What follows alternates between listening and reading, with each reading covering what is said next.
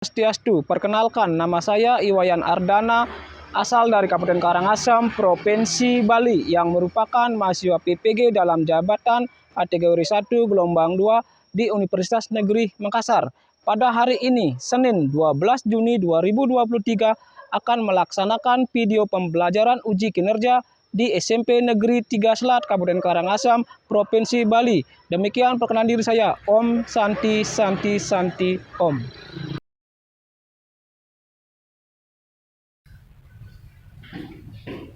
Berdiri, pangan dari umat.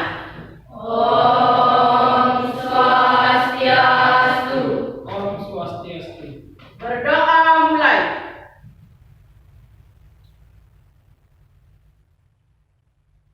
Berdoa selesai. Silakan dulu ya. Selamat pagi. Oke ya, tetap semangat ya. Asik. Kalau masih karena situasi seperti ini, adik-adik harus tetap semangat ya. Nah, sebelum kita mulai materinya, ada beberapa yang saya pengen sampaikan kepada adik-adik dulu ya. Karena harus pertama kita harus siap dulu di dalam diri kita sendiri. Kalau sudah siap, nanti apa yang Pak sampaikan bisa diterima dengan baik ya. Semangat? Semangat. Ulang ya, semangat?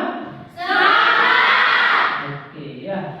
Nah sekarang sebelum materi Pak mulai, Bapak absen dulu ya, cek kehadiran dulu ya, dan nanti Pak cek perhatian. Karena itu penting untuk Bapak, apakah harus mengakhir atau tidak, apakah sudah rapi atau tidak ya. Yang pertama Pak cek hadiran dulu ya, apakah semua hadir? Hadir ya, dari jumlah sekian. Oke, ini semua hadir ya. Oke ya, hadir ya. Oke. Terus sekarang Pak cek kerapian ya, kerapian rambutnya ya, yang putri sudah di depan dua ya, yang cowok 1, 2, 3, 4, 5 di belakang ya. Sudah ganteng ini, boneka ada ganteng, itu udah ganteng ya. Ya, sudah siap ya, suasana ruang kelas sudah cukup bersih ya. Ini. Nah sebelum kita mulai, silakan adik-adik keluarkan bukunya ya, buku paket maupun buku tulisnya ya. Silakan buka di halaman 247. Silakan. Nah ya, silakan Pak ulang lagi. Silakan buka halaman 247. Sudah ya. Nah kalau sudah, sebelum Pak mulai ya, ada beberapa Pak ingin sampaikan dulu kepada adik sekalian ya. Nah, pertanyaannya sedikit aja ya, sama kayak kemarin ya. Apa sih tujuan anak-anak ke sekolah? Dia tahu nggak? Mencari ilmu. Untuk mencari Ilmu. selain mencari ilmu apa? Itu mengejar cita-cita. Itu penting ya. Kenapa? Ya, adik-adik harus bersekolah gitu ya. Karena sekolah itu penting buat adik-adik sekalian. Tanpa sekolah nanti masa depan adik bisa suram atau akan menjadi kesulitan mencari pekerjaan. Nanti ya, itu penting. Tanpa cita-cita nanti masa depan adik juga akan buram gitu. Nah itu tujuan. Kan hasil diskusinya cukup bagus, sudah Pak koreksi, hasilnya bagus ya.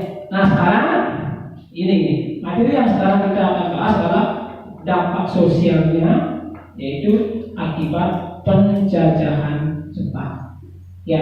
Nanti pada di sana ada dampak sosialnya seperti dampak pendidikan, politik, sosial, budaya. Nanti kita akan pas di sana. Ya. Nah, pertanyaan Bapak di sini, ada yang tahu nggak? Apa hubungannya antara pergerakan nasional dengan dampak sosial? Silakan kita. Melakukan pergerakan nasional bersenjata dengan menggunakan organisasi militer buatan Jepang. Iya, kasih prosedur kita ya. Kita hubungannya, hubungannya itu melakukan pergerakan nasional bersenjata dengan menggunakan organisasi semi militer. Ya, itu hubungannya. Karena apa? Karena ada kaitannya di sana antara materi yang dulu yang Pak sampaikan dengan materi yang sekarang. Karena sekarang adalah apa sih dampaknya bagi kita? Yaitu akan menitik beratkan kepada peserta didik, yaitu melalui diskusi di sana. Ada hasilnya di sana. Ya, itu yang Pak katakan. Karena model PPL ini cocok diterapkan di materi ini, penguasaan Jepang di Indonesia. Ya, karena apa? Karena Jepang itu kita dijajah tiga setengah tahun. Itu ya, kita dengan penjajah waktu zaman Belanda. Oke. Nah, selanjutnya tujuan pembelajaran Bapak, ya, tujuan pembelajaran Bapak itu yaitu menggunakan model PBL, ya, Problem Based Learning. Itu yang Pak tekankan di sana. Karena model PBL menguraikan kebijakannya di sana, dan yang paling penting Bapak menggunakan penilaian. Penilaian Bapak itu ada 3. Bapak pengen mengadakan pretest dulu, ya, untuk memotivasi apakah adik mengetahui tak materi yang kita akan bahas hari ini. Bapak akan kasih ice breakingnya dulu, biar semangat, ya. Tepuk tangan 1 kali. Belum kompak, belum kompak ya. Kalau kompak baru nanti ke materi. Kalau sudah kompak berarti pikirannya sudah ke materi yang Bapak ajarkan. Kalau belum berarti ada yang di luar, ada yang healing, mau jalan-jalan gitu ya. Oke, boleh ya? Siap? Ya. Oke. Tepuk tangan 1 kali. Sekali lagi ya. Tepuk tangan 1 kali. Oke, kasih prospek semua ya. Sekarang silakan kita diamati di buku. Nanti Pak bukakan video. Nanti juga Pak sampaikan slide PowerPoint-nya. Ya. Nah, sekarang inilah apa namanya tujuan pembelajaran kita. Silakan lihat di depan sudah Pak tampilkan, ya. Sudah Pak tampilkan. Ini. Oke ya. Dampak sosial akibat penjajahan Jepang. Oke, nah di sana tadi sudah dijawab oleh adiknya di dalam pretestnya. Ya, ada beberapa dampak, baik positif maupun negatif. Mungkin yang lain agak sedikit bingung, kenapa? Karena belum Bapak ajarkan. Oke, siap ya? Ya. Oke, siap. Sekarang Bapak putarkan dulu video, ya. Putarkan dulu video. Silakan amati video nanti di depan dengan baik. Ya, kalau ada yang penting silakan dicatat. Ya, dicatat di dalam tulisan Anda. Ada kedua tulisan. Silakan disalin poin-poin yang dianggap penting buat Anda. Maaf Pak, karena nanti akan kita diskusikan di pembelajaran ini. Oke, siap ya? Ya. Oke, sekarang Bapak putarkan. Oke. Silakan amati video yang ada di depan. Salam bagi bangsa Indonesia. Asalnya bukan hanya sumber daya alam, tetapi Indonesia juga dikenal untuk kepentingan Jepang. Semua itu bermula sejak dia menyatakan kepada Jepang tepatnya pada tanggal 11 Januari 1942 sampai 15 Agustus 1945. Jepang merencanakan penaklukan Asia Tenggara dalam rangka ekspansi sumber daya alam, khususnya untuk pemenuhan ketersediaan bahan bakar kebutuhan perang dan industri. Pada saat itu Indonesia menjadi salah satu tujuan ekspansi Jepang. Nah, pada kesempatan kali ini kami akan membahas dampak kebijakan Jepang di bidang politik, sosial budaya, dan ekonomi. Dalam bidang politik, Jepang melakukan beberapa kebijakan. Berikut merupakan kebijakan yang dilakukan oleh Jepang. Satu, melakukan pelarangan terhadap penggunaan dari bahasa Belanda dan diizinkan untuk menggunakan bahasa Indonesia. Diizinkan penggunaan dari bahasa Indonesia untuk menjadi sebuah komunikasi yang digunakan secara nasional guna untuk meningkatkan rasa nasionalisme. Dua, melakukan pembentuk dari Badan Persiapan Kemerdekaan Indonesia seperti BPUPKI dan BPKI. Ketiga, memberikan sebuah sikap dukungan untuk menjadi anti terhadap bangsa Belanda yang dimana tidak memberikan sebuah ruang untuk meningkatkan semangat akan nasionalisme dari bangsa Indonesia. Empat, memberikan sebuah kesempatan dari rakyat Indonesia untuk dapat bergabung ke dalam pemerintahan. Kelima, menerima sebuah dukungan dari rakyat Indonesia sehingga Jepang akan mendapatkan kekuatan. Selain itu, juga terjadi perombakan struktur pemerintahan Indonesia berdasarkan kaidah Jepang. Dampak kependudukan Jepang di Indonesia dalam bidang sosial budaya. Pertama, kesulitan komunikasi antar pulau dan dunia luar karena semua saluran komunikasi digunakan Jepang. Semenjak kependudukan Jepang di Indonesia, karena Indonesia saat dikuasai oleh Jepang, maka komunikasi antar pulau di Indonesia menjadi sulit, bahkan Indonesia juga sulit untuk berkomunikasi dengan dunia luar. Yang kedua, semua nama-nama kota yang menggunakan bahasa Belanda diganti menjadi bahasa Indonesia. Beberapa contoh kota yang telah diganti yaitu Batavia menjadi Jakarta, Bandung menjadi Bandung, dan Kolen menjadi Bengkulu.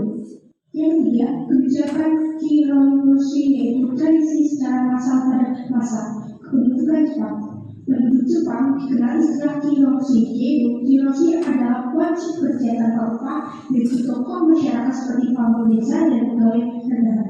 Yang keempat adalah mendirikan pusat kebudayaan di Inagara Sigiroso pada 1 April 1953 untuk mengawasi karya para seniman agar tidak menyimpang dari tujuan Jepang. Nah, tujuan Jepang mendirikan pusat kebudayaan ini adalah untuk mengasah keterampilan dan wawasan kesenian bangsa Indonesia. Selain itu, Jepang juga bermaksud untuk mencuri perhatian rakyat Indonesia supaya percaya pada Jepang dan mau mendukung mereka. 7. Dari pakaian sudah dapat bahkan menggunakan karungoli. Oke ya, kita sebenarnya dari kesimpulan di dalam video tersebut ya, sedikit Pak bacakan ya. Nah, di mana ya kesimpulan di sana ya. Silakan nanti di layar screen-nya di depan ya. Masa kependudukan Jepang bisa lebih singkat daripada Belanda. Jadi pasti kenapa? Karena pada kependudukan Jepang kita hanya dikuasai 3,5 tahun saja. Beda dengan pada penguasaan bangsa Belanda. Kalau penguasaan bangsa Belanda itu kebalikannya 3,5 apa atau 350 tahun. Ya, itu lama sekali. Berapa generasi itu kurang lebih hampir kalau kita bandingkan umurnya 100 tahun berarti 3,5 generasi. Kalau umurnya 100 tahun, ya. Kalau umurnya 50 tahun, berarti berapa generasi kita dikuasai oleh pihak ya. Nah, kalau di Jepang kita singkat, ya. Masa kependudukan Jepang bisa lebih singkat daripada Belanda. Ya, kenapa? Karena Jepang mampu memberikan dampak kekejaman yang luar biasa, bahkan dapat dikatakan kekejaman Jepang melebihi Belanda. Jadi kemarin ada rusak, ada kerja paksa tanpa dibayar, ya kan? Tanpa dibayar itu, kita kerja tidak dibayar, itulah kekejamannya. Nah, dengan kekejaman itu tumbuhnya semangat nasionalis untuk kita merdeka. Kenapa? Karena kita merasa dijajah. Kita ada di Indonesia seperti ini. Maka tumbuhlah jiwa nasionalis pada saat itu. Ya. Nah, terus ada lagi. Selama pendudukannya di Indonesia, pemerintah militer Jepang berusaha mengopiasi keseluruhan sumber-sumber daya yang ada di Indonesia. Istilahnya eksploitasi. Yang kemarin kita bahas ya, diskusi kemarin eksploitasi sumber daya alam. Nah, kenapa bangsa-bangsa asing mau menjajah Indonesia? Karena itu kita kaya rempah-rempah, kita kaya sumber daya alam. Itu yang direbut. Bukan apa-apa, karena dia pengen mencari kekayaan kita. Sumber daya alamnya banyak, kayak emas, ya, banyak Terus ada lagi rempah-rempahnya, zaman itu kan rempah-rempah yang paling mahal dibandingkan emas. Kalau sekarang emas yang paling mahal. Ya, zaman itu yang paling mahal adalah rempah kopi, cangkir, lada, itu yang dipakai. Kenapa? Karena saat itu yang paling penting, gitu ya. Nah, ada lagi, ya, hal ini dapat untuk memenuhi kebutuhan perang. Nah, ini ya, yang paling penting, hal ini untuk memenuhi kebutuhan perang. Ya, kenapa? Karena perang itu menggunakan dana yang besar. Tanpa ada dana, kesulitan melakukan perang. Maka kita ada dieksploitasi, rakyat kita dieksploitasi, dikerja paksa, tanpa upah dan sebagainya. Ya, ada lagi, kita menjadi sumber daya manusia dan sumber daya alam yang mereka miliki tidak cukup baik untuk memenuhi kebutuhan perang tersebut. Ya. Nah, itu di dalam kesimpulan video tersebut. Ya, bisa dipahami? Bisa. Siap-siap dalam pembentukan. Sudah siap ya? Sudah. Siap kita berdiskusi kelompok? Siap. Oke, harus siap. Nah, sekarang Bapak akan bentuk kelompoknya dulu. Ya, bentuk kelompoknya di program. Jangan kumpul yang cewek-cewek, cowok-cowok. Ya, bisa.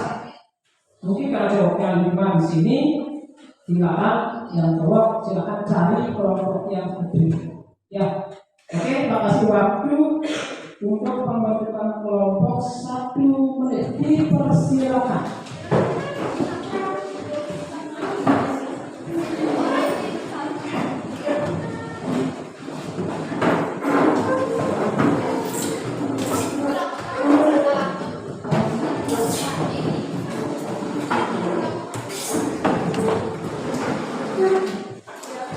Silakan Anda langsung dibawa di meja masing-masing. Buku paket maupun buku tulisnya silakan langsung dibawa di meja masing-masing. Ya, sudah ya. Coba cek sekarang ya. Apakah sudah dapat kelompok aku dulu? Ya, kelompoknya juga di mana ya? Oke, keempat kelompok 1. Oke, sip.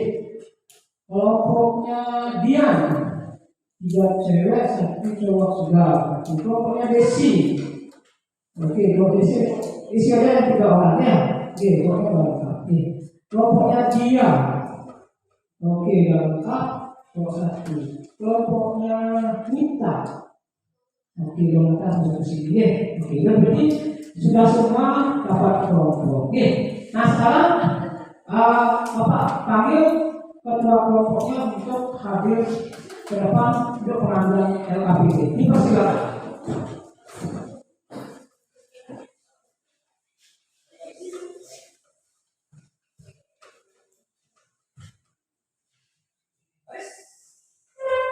Kelompoknya dia, kelompoknya Desi, kelompoknya kita, kelompoknya dia,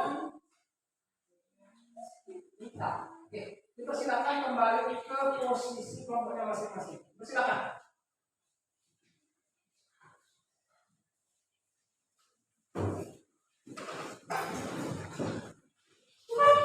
Oke ya, sudah dapat semua? Sudah. Kita cek dulu LKP-nya apakah belum? Apakah sudah berkunjung? Apakah sudah ada lembar soalnya? Sudah ya? Sudah ya? Sudah. Oke, kalau sudah, sebelum Pak mulai, Pak akan kasih instruksi dulu cara pengerjaan LKPD-nya. Biar enak lagi. Pak, yang ini apa? Pak, yang ini apa? Ya. Enggak ya? Enggak ya? Silakan diamati LKPD yang dibuka. Enggak, saya Pak jelaskan nih. Nah, di sana ada materi pokok dan ada subtema. Ya, ada materi pokok, ada subtema. Oke, waktunya alokasi waktu Pak kasih di sini 30 menit. Ya. Alokasi waktu 30 menit mudah-mudahan lebih cepat lebih bagus. Ini maksimal 30 menit. Selesai. Ya. Nah, di sana ada lagi tujuan pembelajarannya. Ini Pak Simbo, kita menggunakan PDR. Silakan amati dulu. Ya, di sana menggunakan PDR. Ya, di sana ada 1, 2, 3, 4, 5. Menganalisis, ya, menelaah, menguraikan dan menyajikan hasil. Ya. Nah, selanjutnya ada nama kelompok. Silakan sambil Pak ngomong adik dengarkan, atau ada kerjaan. Silakan tulis nama kelompok berapa, Pak langsung tunjuk. Ya, kelompoknya kita kelompok 1. Tulis. Kelompoknya Tika kelompok 1. Ya. Oke, Tika siap? Ya. Kelompoknya Desi kelompok 2. Ya.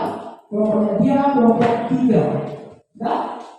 Kelompoknya dia kelompok 4. Nah, oke. Terakhir kelompoknya kita kelompok 5. Oke, silakan diisi. Ada pertanyaan? Silakan ya, kerjakan semaksimal mungkin. Tapi kalau kurang pas atau belum dipahami, silakan tanyakan ke Bapak ya, kelompoknya Tiang. Oke. Pertanyaan? Tidak ya? Cukup ya? Oke, ya silakan. Sudah semua selesai?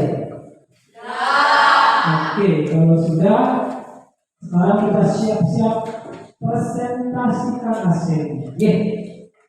Nah, nanti di dalam presentasi Bapak sedikit singgung ya. Nanti yang tampil ke depan silakan semuanya, misalnya kelompok 1 silakan semuanya tampil ke depan, duduk di meja depan, ya. Nanti bacakan hasilnya atau perkenalkan diri Anda dulu, namanya siapa, nomor berapa, namanya siapa dan sebagainya. Habis itu bacakan hasilnya, nanti selesai membacakan silakan ajukan dan para pertanyaan kepada yang tidak tampil. Nanti yang tidak tampil silakan mengajukan pertanyaan. Ya, seputar diskusi yang kita bahas hari ini. Bisa dipahami? Bisa dipahami? Bisa. Oke, nah sekarang kita persilakan kelompoknya dia dulu tampil ke depan. Dipersilakan. Untuk yang lain silakan berhadapan ke depan. Oke, dia mau belakang ke depan. Oke, dipersilakan kelompoknya. Iya.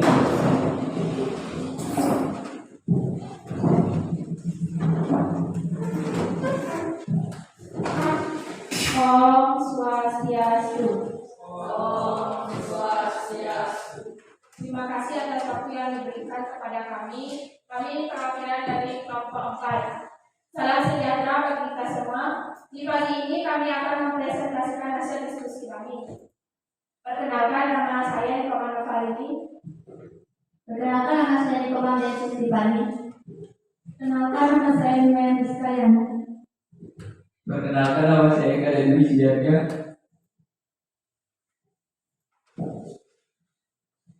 Di sini saya akan mempresentasikan hasil diskusi kami. 1. Bagaimana penilaian tentang organisasi pergerakan Indonesia pada masa pendudukan Jepang? Penilaian saya tentang organisasi pergerakan Indonesia pada masa pendudukan Jepang memberikan banyak manfaat bagi rakyat Indonesia, khususnya bagi para pejuang kita yang memanfaatkan organisasi ini sebagai wadah untuk mempersiapkan Indonesia merdeka. 2. Bagaimana pendapat kalian berhasilkan dari Jepang untuk menguasai Indonesia dengan berbagai propaganda, salah satunya yaitu Gerakan 3A. Jepang gagal menerapkan taktik dengan Gerakan 3A. Rakyat Indonesia tidak menyambut baik gerakan ini karena bukan gerakan kebangsaan Indonesia. Semua yang dilakukan oleh Jepang pada awalnya memang membuat ketertarikan sesaat bagi rakyat Indonesia dalam hati bangsa Indonesia simpati pada Jepang. Namun dengan berbagai propaganda 3A, lambat laun membuat bangsa Indonesia mulai tidak tertarik lagi pada Jepang. Sebutkan bentuk perjuangan kaum pergerakan pada masa pendudukan Jepang. Perjuangan melalui kerjasama atau koperasi, perjuangan melalui gerakan bawah tanah atau non-koperasi, berlawanan bersenjata. Sebutkan dampak positif dan negatif pendudukan Jepang di Indonesia.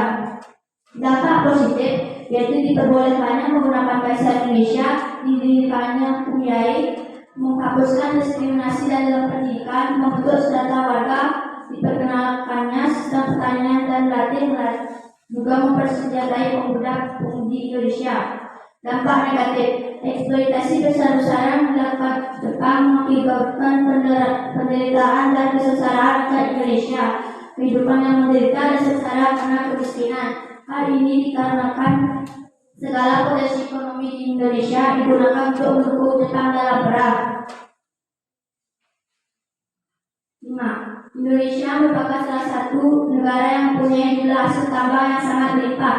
Hasil tambang Indonesia pun menjadi tumpuan ekonomi bagi masyarakat dan menjadi hal penting untuk menunjang aktivitas kehidupan sehari-hari. Sebut saja contohnya potensi minyak bumi yang ada di Indonesia. Saat ini, minyak bumi sangat dibutuhkan sebagai bahan bakar kendaraan bermotor. Jumlah minyak bumi pun kian hari kian menipis yang mengakibatkan pemerintah harus mengimpor minyak bumi dari negara lain untuk memenuhi kebutuhan masyarakat. Mengapa Indonesia mengimpor bahan bakar minyak dari luar negeri sedangkan kita ketahui bersama bahwasanya Indonesia adalah penghasil minyak bumi?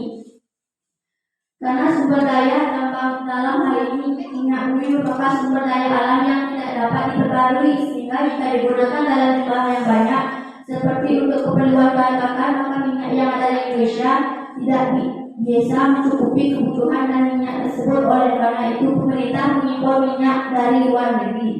Baik, di sini apakah ada yang bertanya? Oke ya, kasih dulu ya. Kasih pas dulu untuk pokoknya. Oke. Apa yang ditampilkan oleh Bapak cukup bagus ya. Nah, sebelum siswa menguji, Bapak sendiri menguji pertama ya. Nanti baru Pak lempar ke peserta yang lain. Nah, ada dua panel lebar jelaskan di sana ya. Hanya satu saja untuk mengujinya ya. Hanya sedikit hanya Bapak untuk kelompoknya ya. Di sana ada saudara Jepang. Kenapa? Karena kita akan menguasai ada kekuasaan Indonesia oleh Jepang.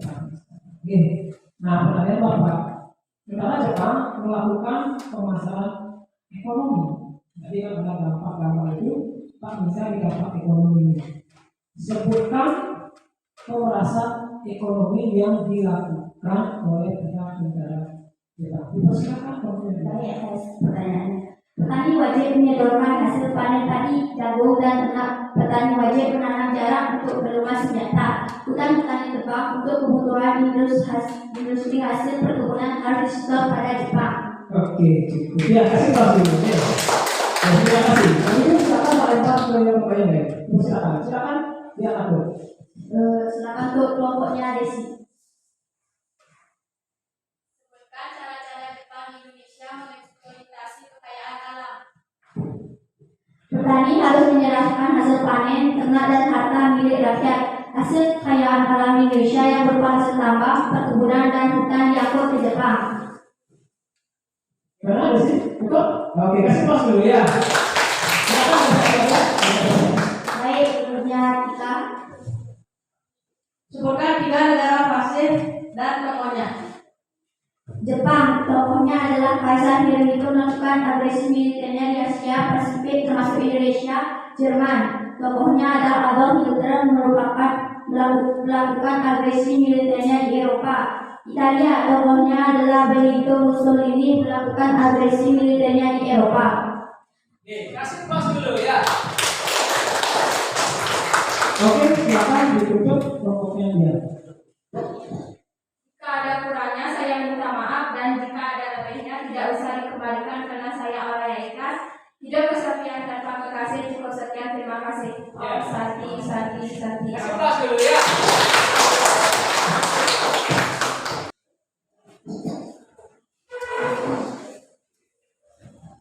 Oke ya, karena sudah semua tampil, maka diskusi hari ini kita cukupkan. Ya, nanti saya sampaikan dari. Nah, sekarang simpulan hasil diskusi hari ini. Siapa bisa simpulkan hasil diskusi hari ini? Dipersilakan. Siapa bisa?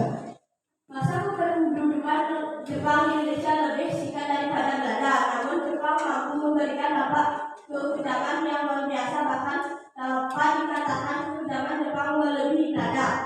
Sama pendudukannya di Indonesia, memobilisasi keseluruhan sumber-sumber daya yang ada di Indonesia, baik sumber daya alam maupun sumber daya manusia. Hal ini dilakukan untuk memenuhi kebutuhan perang, karena Jepang menyadari sumber daya manusia dan sumber daya alam yang mereka miliki tidak cukup baik untuk memenuhi kebutuhan perang tersebut. Oke, kasih pas ya. Ya, itu simpulan untuk hari sendiri. Ya, sekarang pas bukan secara umum. Ya. Nah, simpulan di situ adalah ada beberapa dampak yang diakibatkan oleh penguasaan Jepang di Indonesia. Yang pertama adalah sosial, politik, pendidikan, budaya, itu. Ya, nanti yang muncullah dampak negatif dan dampak positifnya di sana. Itulah kesimpulan secara umum materi hari ini. Bisa dipahami? Bisa. Nah, sudah pas? Ada pertanyaan lagi? Tidak.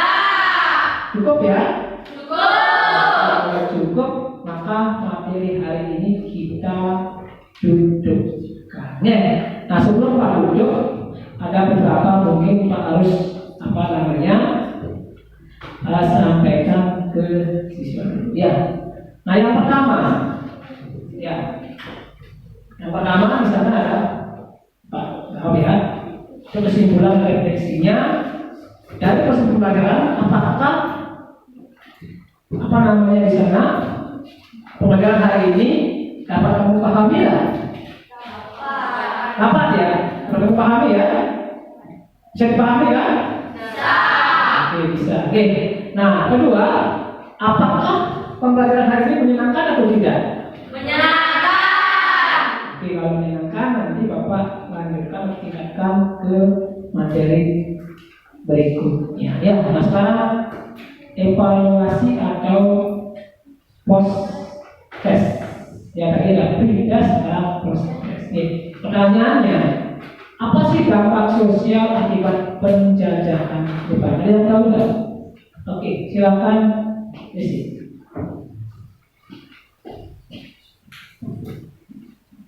Dampak positif diperbolehkannya penggunaan bahasa Indonesia, didirikannya Punyai, menghapuskan diskriminasi dalam pendidikan, membentuk strata warga, diperkenalkan sistem pertanian dan latih, dan juga mempersenjatai pemuda-pemuda Indonesia. Dampak negatif, eksploitasi besar-besaran yang dilakukan Jepang mengakibatkan penderitaan dan kesengsaraan rakyat Indonesia. Kehidupan yang menderita dan sengsara karena kemiskinan. Hal ini dikarenakan segala potensi ekonomi di Indonesia digunakan untuk mendukung Jepang dalam perang. Oke, kasih pos untuk ya. Nah itu apa proses ya, karena proses sudah kita lakukan tadi, berarti adik-adik sudah paham. Oke, terima kasih untuk adik-adik di sini. Nah sekarang selanjutnya Bapak sebelum duduk kita akan kasih tugas rumah dulu. Ya, tugas rumah Pak kasih. Nanti kita akan bahas di pertemuan berikutnya. Silakan adik catat, ada buka bukunya di halaman 257. Itu tugas rumah. Silakan dikerjakan dengan baik. Bisa dipahami? Bisa. Oke, kalau bisa nanti kerjakan semaksimal mungkin di rumah. Ya. Nah, habis itu kita akan tidak lanjut di pertemuan berikutnya. Kita akan membahas tentang perubahan masyarakat Indonesia pada masa penjajahan. Ya, nanti PR-nya akan mengikut dengan yang ini, yaitu tentang perubahan masyarakat Indonesia pada masa penjajahan. Bisa dipahami kira-kira? Bisa. Bisa dilaksanakan? Bisa. Nah, setelah itu pesan moralnya, pesan moral Bapak sama saya kemarin, adik harus bisa berguna bagi siapa? Bagi keluarga, bagi masyarakat, bagi sekolah, dan bagi negara. Ini harus berguna. Ya itulah pesan moral Bapak. Pak Panglima ini bilang ini yang paling penting. Nah, sebelum masuk sudah pas ya? Sudah. Nah kalau sudah, nanti kita ketemu di pertemuan berikutnya. Mudah-mudahan kita sehat dan kita bisa melaksanakan pelajaran berikutnya. Nah sebelum Pak duduk, mari kita berdoa. Dipersilakan kedua kelasnya. Berdiri.